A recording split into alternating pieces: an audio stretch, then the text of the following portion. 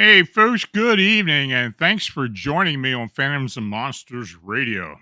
Now, I want to welcome all new listeners and members to the channel, as well as first timers in the chat. Now, alien encounters. All of us have either stated or have heard the same questions concerning the actuality of alien beings. Who are they? What do they want? Where did they come from? I suppose some of the hypotheses are more plausible than others, though most researchers tend to take a particular favorite position and then discount other arguments. Now, in the past, I have attempted to be flexible when it comes to the subject of alien beings, also referred to as non-terrestrials or extraterrestrial biological entities, ETs, etc. But my rationale began to solidify when I started to document the continuing incidents of otherworldly activity experienced by a family living in the panhandle of Florida and then subsequent encounters. Now, as I continued to become more involved with experiencer accounts, it became increasingly apparent to me that we're not alone as a single intelligent species in the cosmic ocean. But our Earth and humanity have probably attracted the attention of non terrestrial beings over many millennia. So, why are these alien beings so concerned with Earth and its dominant human species? I guess the most straightforward answer to that question is that we retain a connection with them. So, that being said, let's go ahead and let's get started. We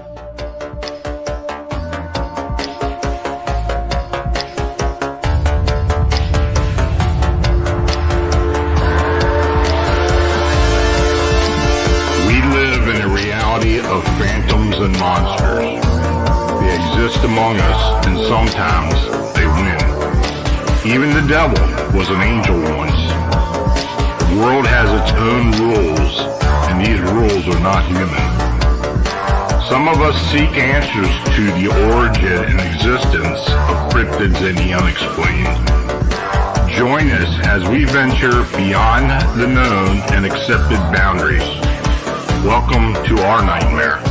I think you're going to like it.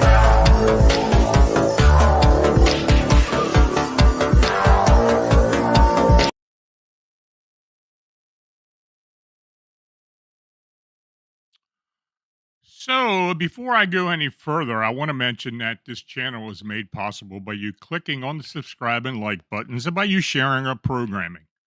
If you're watching us on YouTube, super chat and super thanks donations are appreciated. You can click the dollar icon located below the chat box. Now, the Buy Me a Coffee link and other donation links are also shown in the description. Thanks for your consideration. Now, your comments are always welcome. Tell me which accounts you found interesting in the presentation or suggestions for upcoming shows. I want to thank our chat moderators, Bernadette, Marla, Thomas, and Mike, for their commitment to me and the channel, as well as Christina and Kevin at Elevate Souls Productions. Now, if you're in the chat and have a question, please use all caps.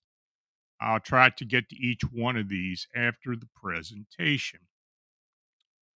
So, starting off, an alien abduction experiencer details his first close encounter of the third kind while growing up in Reno, Nevada.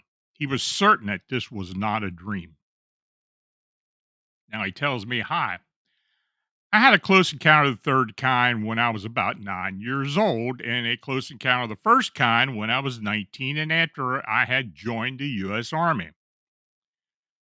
My first encounter, the close encounter of the third kind, happened in Reno, Nevada. I was in my room at night, probably around 1 a.m. or something, on the second floor of my childhood home. Now, I've never told this story because I've been afraid I would start to lose people at this point. I remember being engulfed in debilitating fear to the point where I hid under my blanket and couldn't move and barely breathe. I don't entirely know how, but I remember suddenly being inside a craft that was outside my bedroom window. Whether it was an out of body experience or not, I don't know. Inside the craft, there were two beings that I'm sure of, perhaps three in total, and they didn't speak to me, but rather told me with their eyes what they wanted to return to me. I don't know where they wanted me to return, but within what I felt like an instant, we were suddenly in outer space and could see the earth behind us. Now, I remember telling, or rather thinking to these beings, that I didn't want to leave my family. Now, suddenly I was back in my bed, wide awake. Now, the beings were tall, but looked like typical grays. The inside of the craft seemed to be almost entirely empty except for the chairs they sat on. And I remember I could see through the walls to the outside as if they were made of glass. Now, the craft itself, I think, was somewhat dish shaped, but I can't be certain.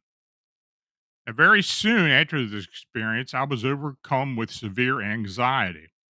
I remember the next morning telling my sister about my experience as if I was recalling a dream, but it felt different than any dream I'd ever had. I remember it to this day. I don't know many people who remember dreams their whole life. Now, a woman contacted me about her toddler daughter who seemed to be an indigo child. Now, the girl would tell her mother about Caney, her friend, imaginary friend. Well, you be the judge. And she tells me, "Hello, thank you for reading my story. My journey with alien beings began in 1989. My daughter was 2 years old then. Let me tell you a little about her. She was very mentally advanced baby. Communication was no problem with her. She could talk in complete sentences using words beyond the 2 year old's vocabulary and know the meanings. I believe that she could have been what they now call an indigo child. Around this time, she developed the imaginary playmate called Caney. Like most children's imaginary friends, there would be spots set at the table for her, asking her what she liked from the menu, saying good night to her, etc., just as if another child was around. She was so serious about Caney. Sometimes I wondered about all of this. Why this sudden friend? She's not the only child and has lots of family around. Now, the odd thing was that my daughter told me that Caney scared her. Now, I would ask why, and she'd say, "Cause she looks like a monster. She's wearing a mask."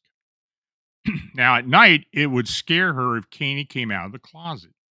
One morning, she had told me of a very vivid dream she had, which Caney had come to her and took her and her brother up to the station. She said, "My son doesn't like Caney or going with them." She said it kind of burns your feet when you go up, but she likes to go because she can see all the kids there. Now she also said it's fun when they let you float and that the station is purple inside.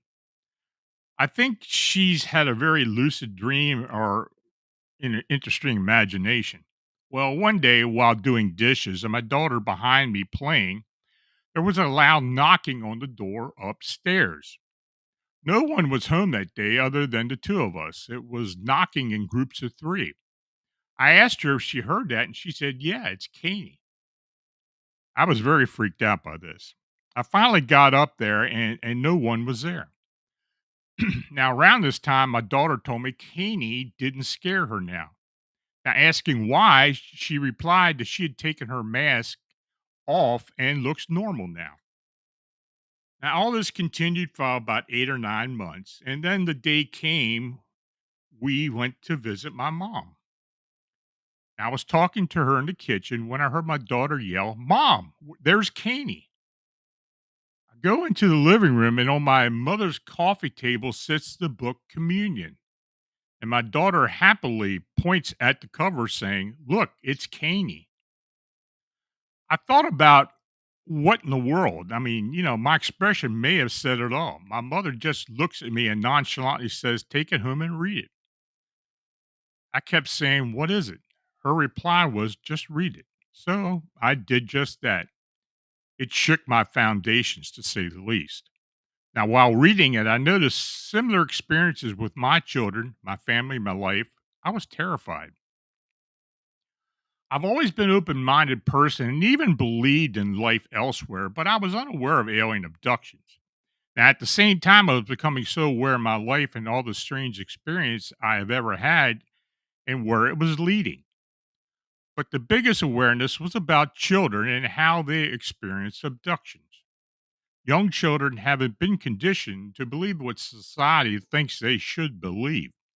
So when you think a child is just full of imagination, the stories of make believe, one day you may wake up to the truth and a reality check. Now, a Kentucky experiencer describes her abduction attempt and an encounter with MIBs after the alien incident. She also mentions a tall, dark figure she saw in the neighboring cemetery as a child. She tells me, I was born, raised, and continue to live in the mountains of eastern Kentucky. I have experienced various paranormal activities all throughout my life. This includes UFOs, alien abduction, and other activities I attribute to alien beings. The incident that was the most overwhelming was on the night when gray aliens came to take me while I was pregnant. I simply wanted no part of it. When they approached me from across the bedroom, I jumped up and grabbed one of the two beings with its lean neck. I squeezed as hard as I could until I heard a crack. It dropped to the floor as its head fell back across the spine. Now, the other gray seemed shocked, though it was hard to read in expression. It gathered the injured companion and quickly disappeared into the bright light that originally flooded the master bedroom. I felt very bad about the incident, but I had been out of sorts all day and didn't want to be bothered. Now, when I was a girl, I used to live beside an old cemetery. On some nights, I would get the urge to look out my window. When I did, I would notice a tall, dark figure that seemed to be watching our house. One evening at dusk, while in our yard, I was approached by a tall, black cloaked being with a glow coming from its face. It stood and watched me for a few seconds, then turned and disappeared. I have noticed over the years that large, dark colored cars would follow me on occasions. This would happen on highways and mountain roads. My husband and I have also noticed black helicopters flying above us while driving over our residence.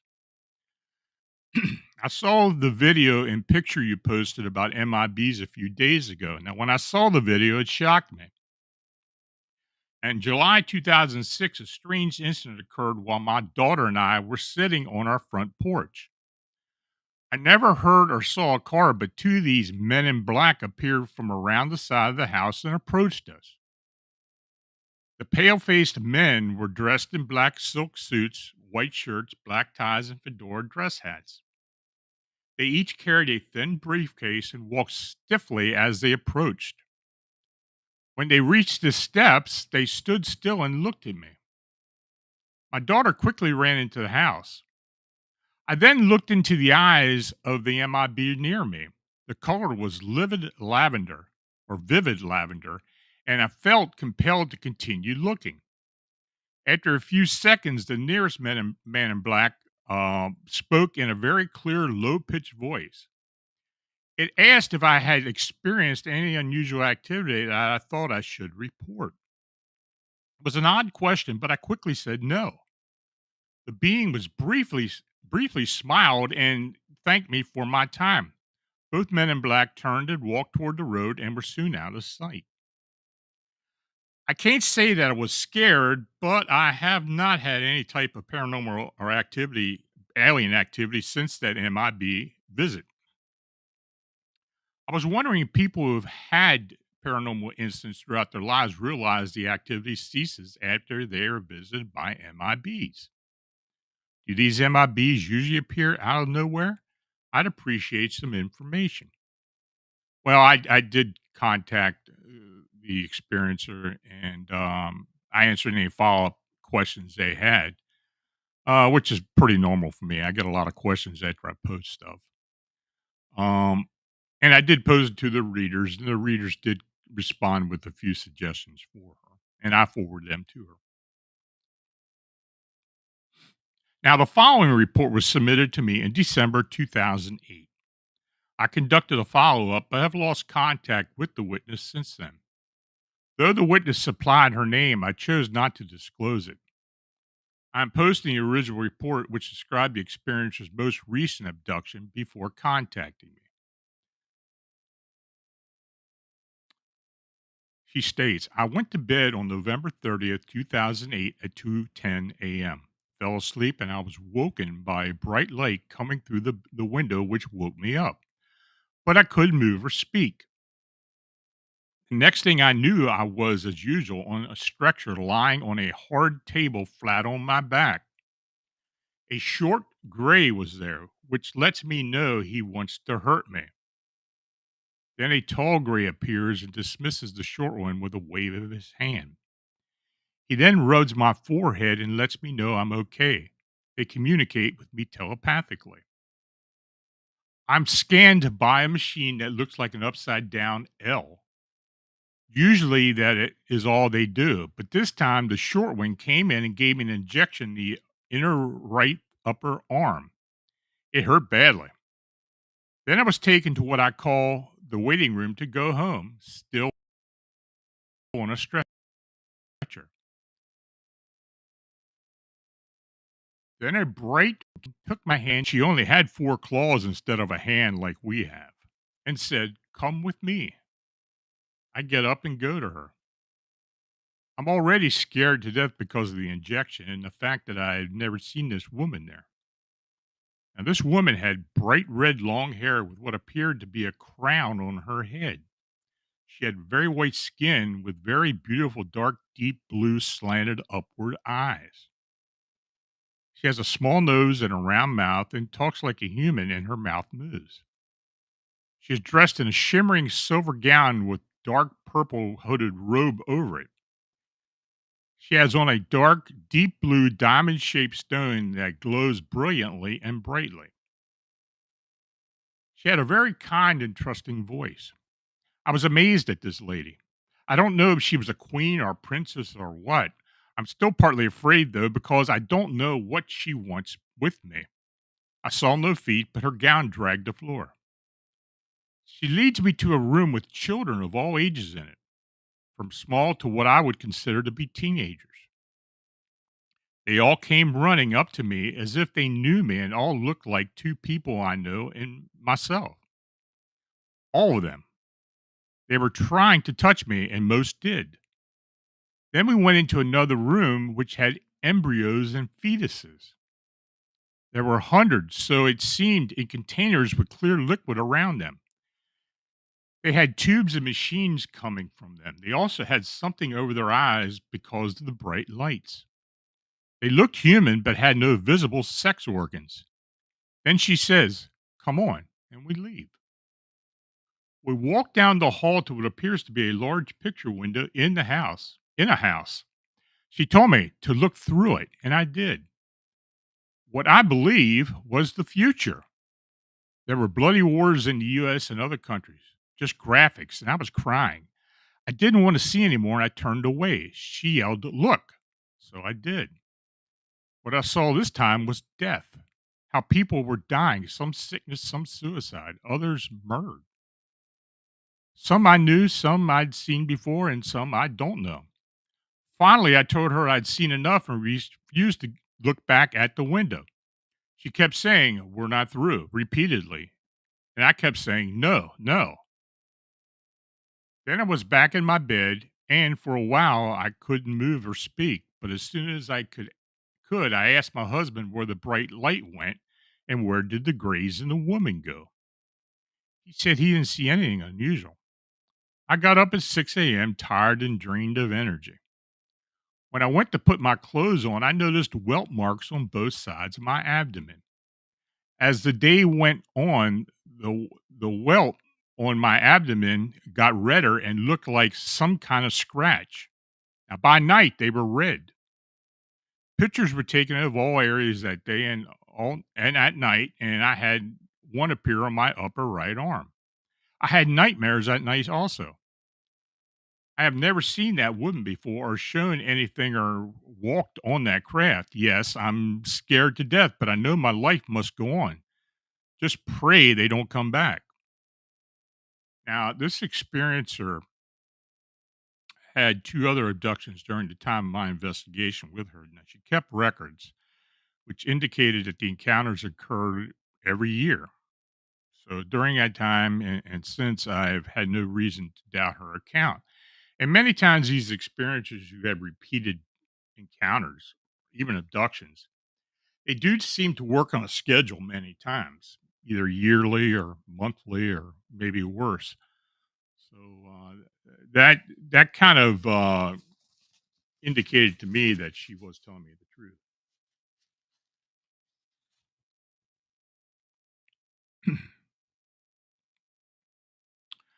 Now, in this next account, an experiencer was hiking and camping in Northern California when he observed a saucer shaped flying craft. He was later abducted and described his ordeal in detail. He states, I have never been interested in aliens or UFOs. I've always feared the whole thing.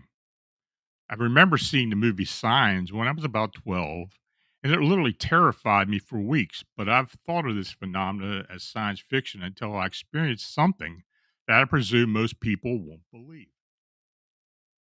So, about 8 years ago, I was camping with a friend in a very remote part of Northern California. I'm a massive wilderness junkie. I've been camping all my life and I spend much of my free time hiking, rock climbing, hunting, etc. Now, a buddy of mine who also enjoys the outdoors wanted to head up to the Sierras for a weekend and asked me to go with him. It was our second night and we were sitting up by the fire. We weren't staying at the campsite. We hiked about 10 miles from our cars to a clearing with a beautiful view we had stayed at once before. It was around 10 p.m. and we ate some food and were just checking out the stars. He was tired and went to sleep in his tent. I wanted to stay up for a while, and about 45 minutes after he went to bed, I saw this object coming up from the valley below. It was a basic flying saucer shape with multiple circular lights rotating around the edges that changed colors over and over. I was shocked. I watched it for maybe 15 seconds and decided I had to wake him up so he could see it and wouldn't think I was crazy. I stood, and when I looked back towards it, the thing was gone. I called out his name, and that's when everything got really screwed up. I didn't hear my own voice when I called out. Everything was completely silent. I could move my eyes around, but couldn't move my body. I remember seeing the fire had completely frozen. Everything looked like a picture, like time had stopped or something. Then there was a flash of light, and I blacked out. I woke up later just as the sun was starting to rise. I was outside lying in the dirt, shivering next to the fire that had long gone out. I felt like I was being drugged, totally in a haze. I sluggishly yelled out his name and a couple of times, and he came out of the tent. Now, he was really confused, to say the least. I tried to explain what had happened, but my memory was really foggy, and I just couldn't articulate it. We left within 30 minutes. I was totally silent in the car ride back, falling in and out of sleep for about 7 hours. He dropped me off my house and I passed off for basically an entire day. A few weeks later, I was messing around with my amp and released this static ooh sound when I unplugged my guitar. For some reason, that sound triggered my memory and I remembered everything. Now, when I came back into consciousness, I was suspended literally in this circular mechanism in a position very similar to Da Vinci's Vitruvian Man. These clear glass like shackle type restraints were holding me in place. I was completely nude, and standing above me were your three typical grays. They were about 4 foot tall and were wearing white spandex like suits. Two were just standing there observing the other, who was extracting blood from a vein under my armpit with his weird looking syringe. Now, although they didn't show any real reaction, I could just tell that they were surprised that I was awake. I couldn't move at all except for my eyes and lips. I was terrified, in a sort of fight or flight mode, my heart pounding from the influx of adrenaline. I can't even begin to tell you how scared I was, but I was also felt total rage. I wanted to kill them. I wanted to rip out this device and destroy them. My brain went totally primal, just animal instinct, and I could tell that they could sense my anger because they all stepped back simultaneously. Now, I'm 6'3", 185 pounds, and I was hoping I'd look as threatening as possible, which is silly because I was totally paralyzed and therefore completely harmless.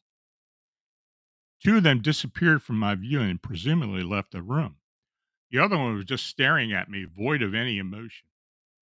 I wanted so badly to just shut my eyes, but I forced myself to stare right back at it.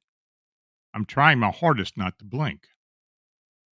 Then the two grays came back, and now they weren't alone.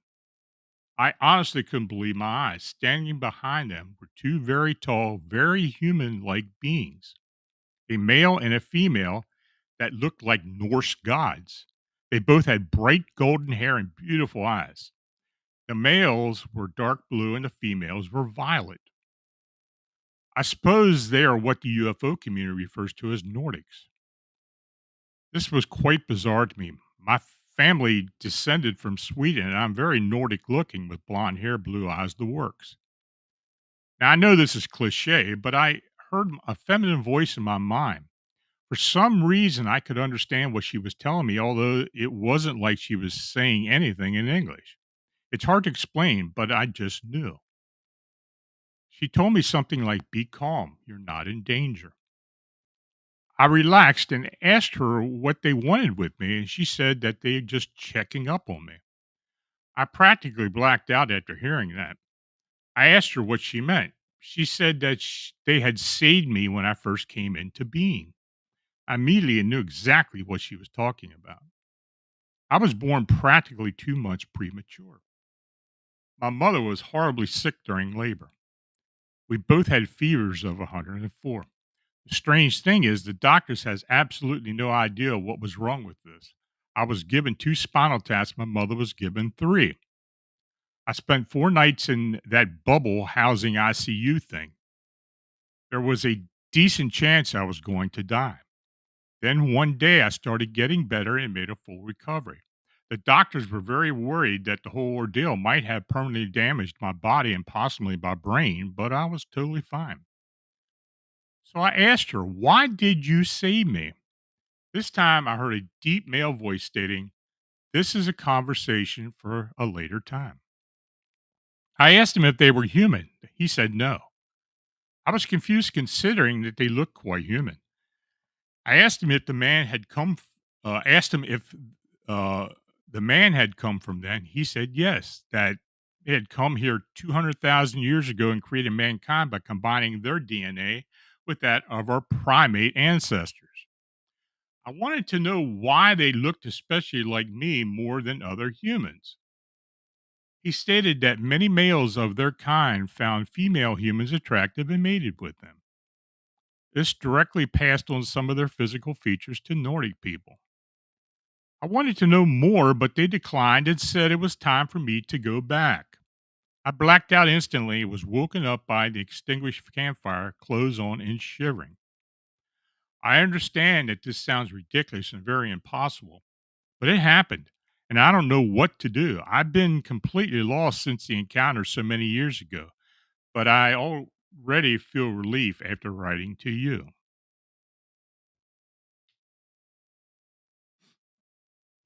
Now, next account, a preteen girl encounters several reptilian beings at home who have come to take blood from her. After a scary ordeal, she discovers that her mental aptitude and gamer skills have dramatically increased. So she tells me, "So I'm minding my own business one day after school on a mid November Friday in 2006. I was just an 11-year-old girl minding my own business. All my homework for school on Monday was done so I could enjoy some anime. Have always been and always will be. I was watching Blue Dragon on Cartoon Network at the time, a family sized bag of Doritos in one hand and a TV remote in the other. I had the whole house to myself. My dad was still at work at the bar he owns. My mom won't be home until tomorrow as she worked overnight as an RN. My big sister was still at drama club, and my other brother were still at wrestling practice. Out of nowhere, I feel this incredibly strange, relaxed feeling wash over me. Like someone had just given me a full body massage and a shot of that stuff they give you before surgery to relieve anxiety and put you in a relaxed state at the same time. So I'm just now slouched back in the recliner in a good mood and feeling all good vibes as Mega Man Star Force comes on. I thought nothing of it, thinking I might just be super pooped after a long day at school. I looked out the window for a bit. The weather was rather crappy that day. It was super cloudy, like it would could torrentially downpour at any moment. I looked up at the sky, and the sky was flashing white in one place. I thought it was like lightning. There was no thunder, though. The flashing light was as long and wide as a football field. It wasn't moving at all. It just was in that one spot. The longer I looked at the light, the more tired and relaxed I got until I completely zonked out. Now, what happened next, I passed off as a dream. I woke later, still all relaxed and groggy and not able to move much. Surrounding me and the recliner on all sides were five reptilian beings. Everywhere I looked, there was one. Each one of them is short and rotund with smooth, scaly green skin. Their eyes looked like chameleons in a way. They even had these big, creepy eyes like chameleons have. Jaws filled with super scary looking, sharp, pointed teeth. Crazy looking claws on their hands and feet. Each one was also wearing these weird, shiny yellow suits that looked like skin tight hazmat suits, but they didn't cover their heads, hands, and feet. Internally, I'm freaking out, but the only thing I can force my body to do is slink back further into the recliner and weakly grip the sides in silent terror. I had read about alien abductions before, and my mind was now racing with countless horrific possibilities I was about to endure. And like I said before, I'm just a puny, scrawny 11-year-old human girl, so there wouldn't be much I could do against these reptilians even if I wanted to. One of them stepped forward and mentally said back to me, assuring me weren't going to do anything, uh, of any consequence, but they were there to take some blood. Now, apparently, a human blood was their captain's favorite snack. They promised they wouldn't take all of it. They had also said they make up for the sudden intrusion by helping me with the new game I had just gotten for my birthday a month ago and have having a hard time with. I fought as hard as I could to stay awake, but something forced my body to go back to sleep. I woke later to my siblings all freaking out as how sickly I looked. Now, I'm an absolute sight at this point. I feel like I just just have the biggest blood donation in my life. I also looked at the part. I looked at the part. My color is all gone. A bad case of nausea, sweating, trembling, and shaking. My left arm felt like someone took a knife and stabbed it deep. A doctor found a couple of small punctures somewhere in my middle back later at a physical. I forget what the physical was for, but she found a couple. It baffled her, but she played it off as I was a kid and must have gotten it playing rambunctiously or somewhere. Everyone that just thought I was super sick. I tried explaining multiple times, but everyone just thought I was delirious from being sick. They did not. They did so much that I even believed I was just super sick and delirious. So anyway, I recouped for at least a couple days, and with my siblings and parents swapping turns at playing nurse. I even had to miss a couple days of school. So I started feeling better and was playing a new game of Mortal Kombat Armageddon I had got for my birthday. Now, my big brother was watching from the edge of my bed as I sat crisscrossed applesauce on the floor. Now, I'm usually crap at fighting games and must check the combo list each time. But for some reason, I had turned into this godlike gamer, and I was hitting all kinds of combos, no matter which character I picked. It was like someone had beamed every character combo list into me internally or mentally. This even greatly surprised my brothers, who usually have to go easy on me when they play fighting video games.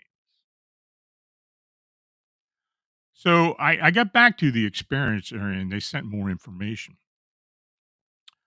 A little more detail for you. This took place in Morgantown, West Virginia.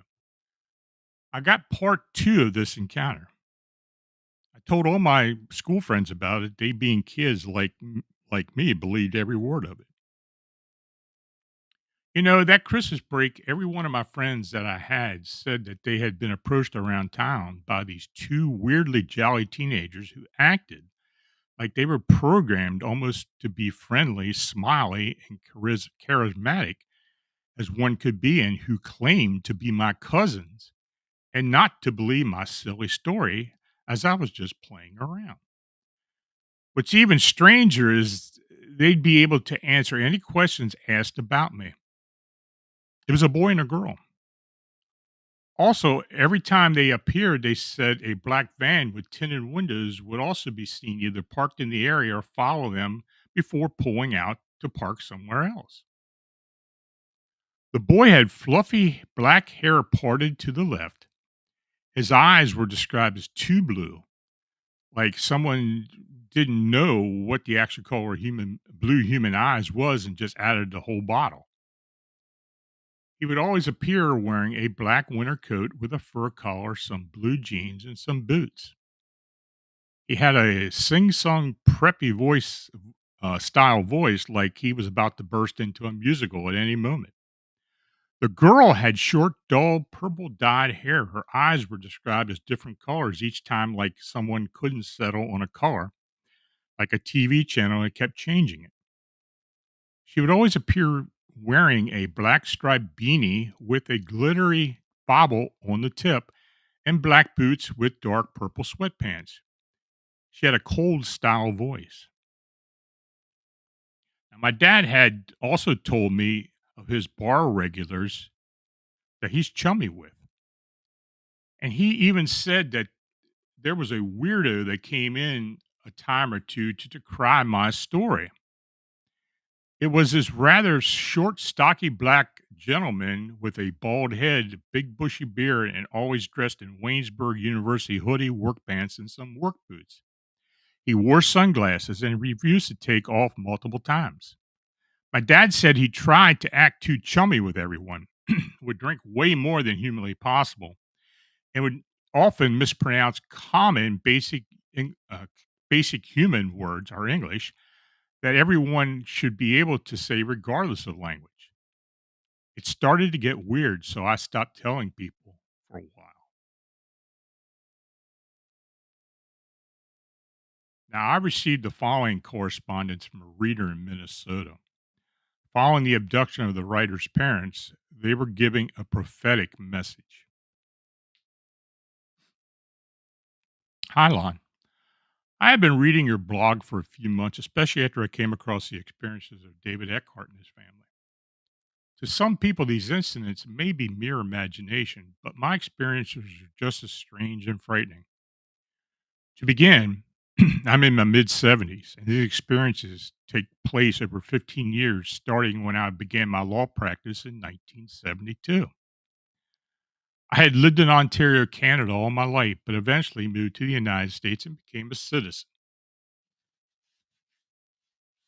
My life to this point had been uneventful, and I was raised by wonderful parents. I was naive to the supernatural and considered it a farce. I was very conservative in my ideals, including my commitment to my church and other civic organizations. So one afternoon, I was working in my office. My secretary paged me to say that a gentleman was waiting and wanted to talk to me. He didn't have an appointment, but said that he needed to see me immediately. I agreed and told her to let him in. The man was very well dressed in a suit and walked directly to the chair in front of my desk and sat down. He strangely looked at me, almost like he wasn't sure if he should be there. I stood when he entered the office, but he did not reciprocate when I reached to shake his hand. I sat back down and asked how I could help him. He looked away, then slowly back towards me, leaned forward, and said, I was told to tell you something. Okay, by whom? I asked. He started a story that was simply unbelievable, but I knew he was telling me the truth. Why? I have no idea, but I just knew that his words were meant for me and that I'd better follow through with the instructions. After a few minutes, the man, I never did get his name, told me he had to leave, turned around, and walked out of the office. I sat there dumbfounded and worried. Was he really telling me the truth? So when I got home, I tried to relax before I made my next decision. I was frightened by this time and dreaded making that telephone call. I sat in my recliner, picked up the telephone, and dialed. The telephone on the other end rang for 2 minutes without an answer. There was no answering machine, it was just continued ringing. They weren't home and it was too late for them to be out. I called their neighbor to check on them. The car was in the driveway, but there was no one answering at the door.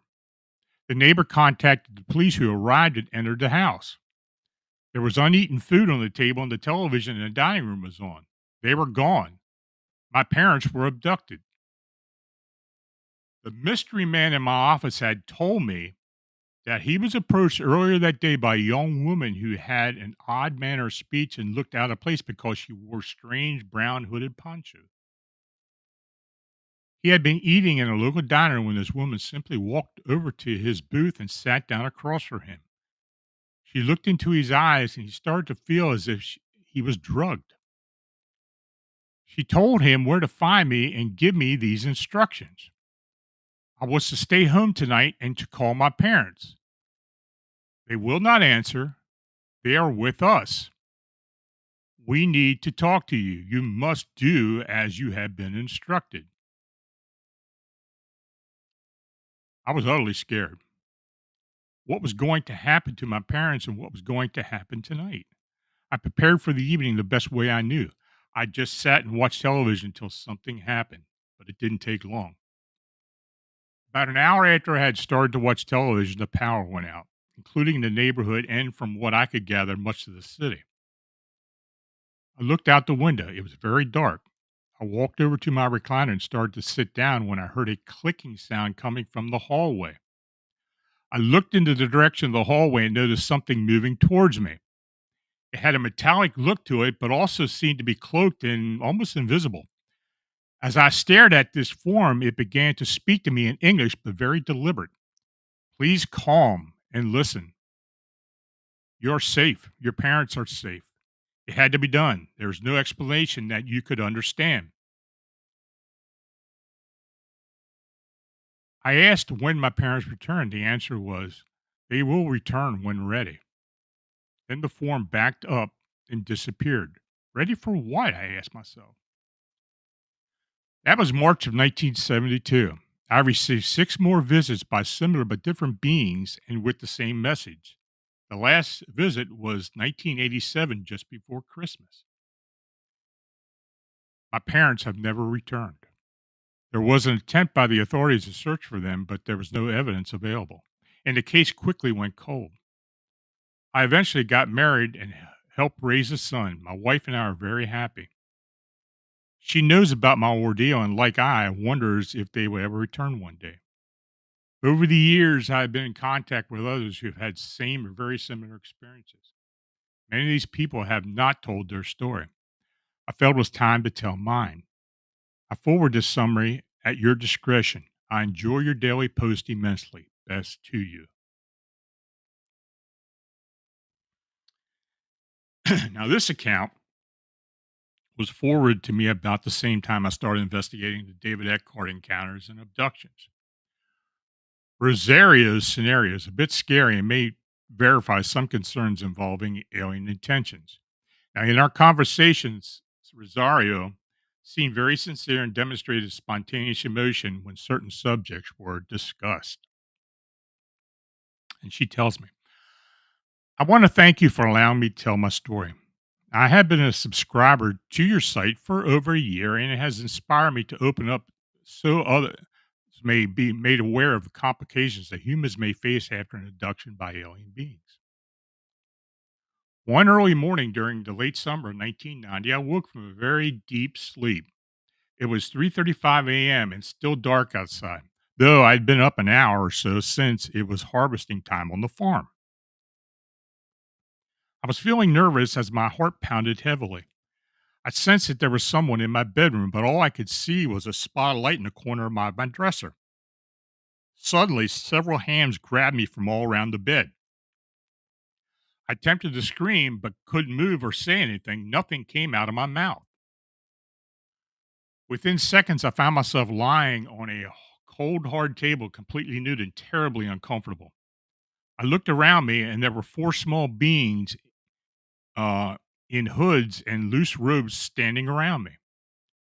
They were conversing with each other, but I couldn't understand what they were saying since it sounded like young child's gibberish. I felt something touching me all over my body, but I couldn't see anything. The beings' faces had this weird glow with sagging folds of shining skin. After what seemed like forever, these beings slowly moved aside, and this human like man walked up to my side. He was tall, bald, and had very pale skin. He also had large round eyes that were very slim and was very slim. He came over to the table and started to talk to me in English. He calmly said that he was perplexed that I was so scared because he made it clear the last time that they had met that he would return to ask a favor. He then turned and raised his hand, gesturing to a woman who walked into the room. She seemed to be a normal human female and quite beautiful. She had a small bundle in her arms and walked over to me. It was an infant, and it had pale skin and didn't look quite human. The tall man instructed me that he wanted me to take the infant and care for it. He needed the love of a human mother since their race did not understand the emotion of love. I told him that I couldn't because I already had a child and I was hard enough raising my son alone on a farm when times were currently difficult for me. He raised his head up and down as if agreeing with what I said and passed his hands across my eyes. I must have passed out because I woke to find myself in bed. It was daylight, and I figured that had been gone for about 5 hours. When I tried to get out of bed, my legs and hips were very stiff and sore. I carefully stood up and noticed two large spots of wet blood on the bed sheets. The experience with the beings was still fresh in my mind, but I had no idea that I had endured any probing or surgery. A few days later, I decided to schedule a doctor's appointment just to make sure I was okay. The doctor recommended a full physical since my blood pressure was higher than usual and my ankles were swollen. An appointment was made at the local hospital for x rays and blood work. To make a long story short, I returned to my doctor's office a few days after the tests were performed. When I walked into her office, she asked me to sit and I explained that my right kidney was missing. She said that it was probably missing since birth and was just never noticed. Now, I found this hard to believe since I had given birth to my child and have had other x rays in the past. I just agreed with her assessment and was instructed that I would need to start taking hypertension medication and would need to be regularly monitored. I am positive that the beings removed my kidney and performed other experiments on my body. Though it has been almost 20 years since that encounter, I just know that they will be back. Lon, have you ever heard of organs or any other body parts being harvested from abducted humans? I sincerely hope I can eventually get some answers. Now, I did talk to Rosario and assured her that she wasn't the only person that I knew had had whole organs or parts of organs removed during either an abduction or an encounter. It's been about a decade since I talked to Rosario for any update. I hope she does find some solace at some point. So, folks, that was the last encounter report. If you have any questions, please put them in all caps in the chat, and Christina will bring them up for me. Christina asks, why do you think the different species of ETs are so intrigued by Earth and humanity? Well, I have my own personal thoughts on that. I mean, people think that they're doing experiments for medical reasons or, for organs and such. But I think for the most part that, and I mentioned this before, that these are evolved humans. I think humans are a universal species. I think humanoid like beings are all evolved from humans. Um, I think as time has gone on and they have evolved to a certain point where they have lost a few things that we may actually retain. So I think I think it's their desire to be a lot like us and to regain some of the things they have lost.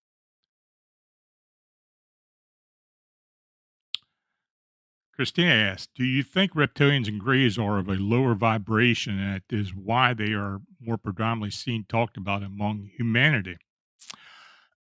um, I don't know if that's true or not. They very well could be. I've had people tell me that they believe they are. I've heard this before. Um, I think it all comes back again to the evolution. I think they've lost some things, some abilities that humans do have or do possess or actually believe, um, that kind of puts them at a disadvantage. And maybe that, maybe this is why they may seem to be at another level or a lower level. Hard to tell. I haven't really heard a good explanation for that, but I do know people do talk about it, and I do notice that Win Knives did send a donation, so I thank you very much for that. Red Edge Savage. Maybe these type. And this is for Christine. Maybe these types have more interest in us in some way for some reason or other reasons. Yeah, I think the same reason. I think there's something that they're very intrigued with about us. What that could be, I'm not really sure. But Lisa B, Lon, what are your thoughts on all these drones? Oh boy, how many times I've been asked that question? Uh, I don't know what to think. Excuse me. Um, do I believe they're extraterrestrial and non-human? I doubt it. Um, is there some type of government thing involved with this? Mortal Clown, thank you for your donation, much appreciated. I don't know, and will we ever know? I don't know. I haven't really written about this until I get more information. I have talked to Stan Gordon about this. Stan has been getting sightings out in Western Pennsylvania for the past couple of weeks. I am sending him information that I'm receiving, so I'll let him decide what he thinks they are. I'm quite sure he's going to come up with some type of thought on what's going on, but apparently he's getting a lot of reports. Jan's Roost. What other body parts are they interested in? It's mostly organs or pieces of organ. I have people who swear that parts of their liver have been taken. I had one individual who told me that some bone was taken out of a leg at some point and was verified by his doctor, though I never received any type of evidence of that. So I don't know, but I have heard a lot of different stories from a lot of different people. Barbara Morris, missing body parts and missing animal parts. Could there be a connection? Yeah, I guess it could be. Um, what there is, I really don't know, but it could be a connection. Kevin, why do you think some experiencers have these data downloads and others do not? I think most people probably do that go under these experiences, but it's just a matter of not recalling it. I've talked to many experiencers who had gone many decades without even realizing they had gone through an experience, and something sparks their memory, and they remember all of it. If you listen to some of the regression hypnotic therapies or hypnosis therapies, and I have listened to several, and in fact, I have been present to a few as well. It's pretty astounding some of the stuff that just suddenly comes up. And then when you tell them after it's over with, it's hard for them to believe. Edged savage. Maybe they need our genetics because they can't reproduce easily. That's been a theory. I don't know if that's true or not. There's a lot of theories, but that is a predominant theory, though I don't know what the truth actually is. Supersaurus rex have received any other accounts of people physically injured by alien intruders. I've received a lot of uh, experimentation reports, people who have had pieces removed to them, body pieces. I have, I was abducted many years ago, I believe, before I even realized it. I do have a scoop mark about 3 inches to the right of my belly button, or to my navel, and I still have it, and it's been there since I was a kid. Now, how that came, I don't know. I never do. I never did realize what it was until I got older. But it was a definite scoop mark, like somebody had taken a melon ball remover and just dipped it out of my belly. So yeah, I do have a scar from that. Ed Savage has any information on which types of UFO craft are operated by specific types of alien. There are a lot of theories. I don't know if there's specific types. I have never really seen any evidence to prove that specific craft are maneuvered or operated by specific alien beings. Uh, Also asked, I wonder if any of the info on which types of aliens operate, which type of craft, like discs, spheres, triangles, cigars, cylinders, jellyfish. Yeah, I really don't know. I had, like I said, people have speculated as to what may actually be a part of that, or which group may be a part of specific types of craft, but I really haven't seen any evidence to even prove that. Jose Sanchez, different craft might indicate different races or species. Sure, I guess that's entirely possible. Dagnammit, what are your thoughts on aliens in Dulce, New Mexico? I have written about Dulce, Archuleta, Mesa, and all that many times. Over the years, I have kind of I have kind of questioned a lot of the anecdotes involved with that. Is it possible? Sure. Is there an underground facility? Possibly. Um, I don't know if we're ever going to get any type of real evidence as to what's going on. If you go to my blog and search it, you'll find it because I've written about it many times. Um, there's a lot of theories. There are some people who swear they have had encounters there. They have seen certain things. I may dig it out one day and go in details as to what evidence I've received over the years, but I don't know. It's very possible, but at this point, we just really don't know. It's like everything else with this phenomena. We just don't know. Supersaurus Rex. Sorry, Lon. I meant a person injuring an alien, like the woman in the account. It does happen. People have attacked these things before. Even David Eckhart has mentioned to me about him getting upset and reacting to some of the things that have happened to him. Jose Sanchez, there have been cases where multiple aliens were collaborating in the same abduction event. Yeah. And it's happening more and more. I mean, the more reports I've received in more recent years, and I've written about this in the book, that there do seem to be various types of species, including human, that do show up at these abduction events, and anywhere 5, 6, 7, or more. but it does happen. Mortal Clown, will you please do an episode, Angels maybe being aliens and vice versa? Thank you. I will see what I can do. Thank you. Any more questions? Red Edge Savage. I for sure wouldn't be shocked about underground facilities. Dulcie is high in strange activity. Yeah, I mean, even there have been many books written about it. There have been people who swear they've have had encounters. Some of the native people in the area have even talked about this for years and years previous to this. So, yeah, there may be actually something going on. Jose Sanchez, I have heard before, beware of false prophets. Maybe aliens being just that. Possible. It's very possible. Very possible. I put it this way: I wouldn't believe everything they told you. If you do have an encounter, I've had an encounter.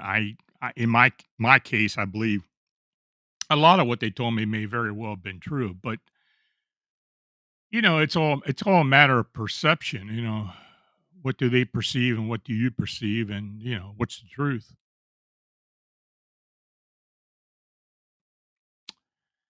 Anything else?